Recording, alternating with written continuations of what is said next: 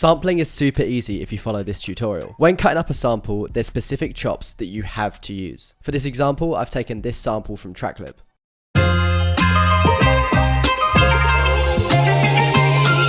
I then pitched it up and cut the sample into quarter beat sections. Now, if you take random chops, then it's going to sound pretty off.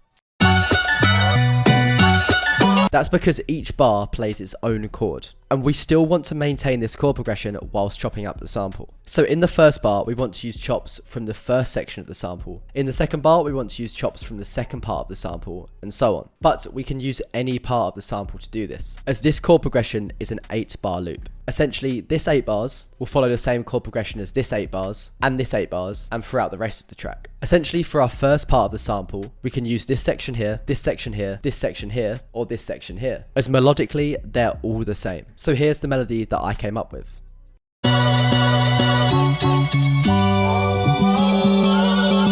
Now let's sample some old school drums. There's a ton of high quality samples and loops on Tracklib, or we can sample an old record like I have.